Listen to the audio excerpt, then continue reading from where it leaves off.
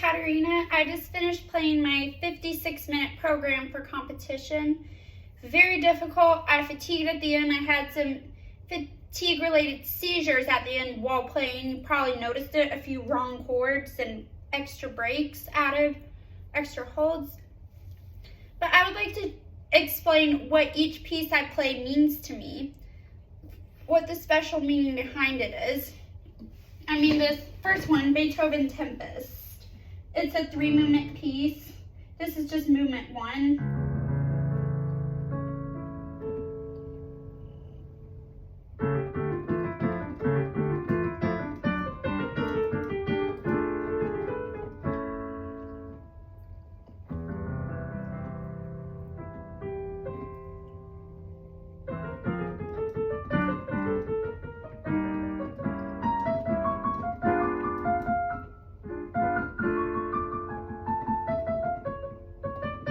And it goes on and on and on. That's just the intro. But that's a piece I originally started at middle school age. And I got about halfway through it. Then I think I finished it but never went further with it by the end of high school. Now that I'm in college, getting to the end, I really wanted to pull it out and actually bring it to my program for my classical requirement. So that's what I did. So I pulled out this Beethoven Tempest piece. It's a sonata, and put it in for classical, and I just love it, how it has inspired what we've studied in music theory this semester with the confusing key signatures, variety of change in key signatures, and the big challenge of that. Like, let's look at an example. Here's the intro.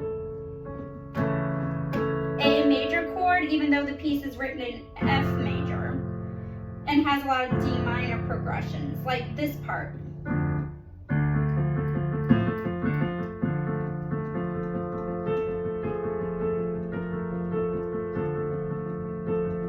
That's obviously D minor, then it keeps changing. Here's F sharp.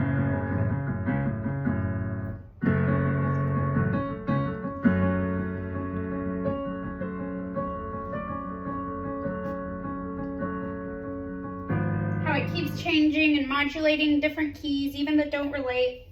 It's just confusing, and you never know which key it actually is in, and you would really think it's in A major considering the beginning chords. But it's actually F major. There's very rarely used F major, more the pieces relative minor, D minor. So it's a little confusing, and I enjoy the challenge and think it's a very musical. And now for the very next piece, we have Chopin Grand Waltz Brillante.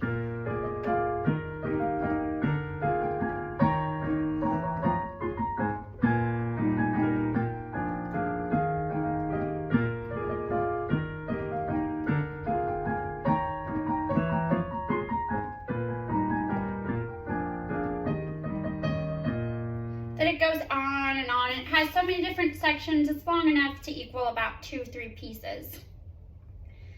And that one I originally learned as part of 8th grade graduation. And it was really, really stressful. I had one of the most stressful years of my life in 8th grade trying to learn that. Even though it was such a great piece, it was just well beyond my level. It busted me up about 5-10 levels just from that piece, and the limited time I had to learn it in with all the other pieces I had. So it was stressful, and I'm sad that it had to be stressful to learn such an amazing piece that I have pulled out and re-performed many times since high school. It's definitely been on my program and definitely programmed into my muscle memory without even forgetting it, no matter how long it is between rehearsals, since I was at the end of high school and as long as I've been here in college. It's a piece I want to never forget for all the work I put into it. It's a great piece. It's so musical. Each section means something to me. Here's another section that when I was learning it, I called this the nocturnal section. That's what it sounds like, what it still means to me, how pretty it is.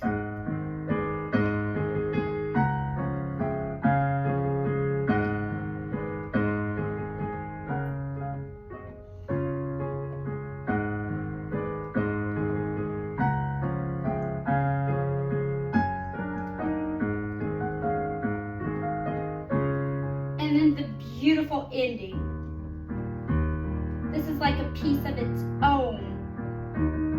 These last 2 pages.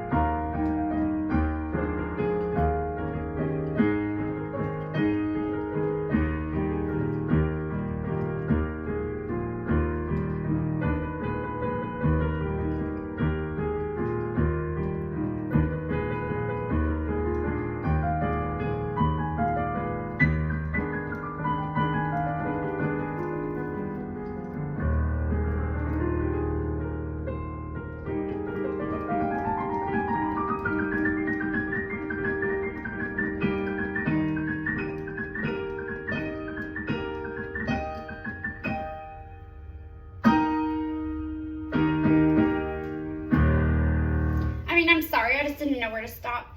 But that piece, it's amazing. It's like 3 pieces in one between all sections, and they each mean something to me. Like nocturnal goodnight, soft cuddly kitty bear, like my sweet teddy bears and kitties that I love so much, and squishmallows. The main theme of this piece, considering all the stress I had put into it when learning it, and I pulled it right back out in perfect muscle memory without having rehearsed it in a whole year, right in the middle of a big deal performance in Nashville back in March.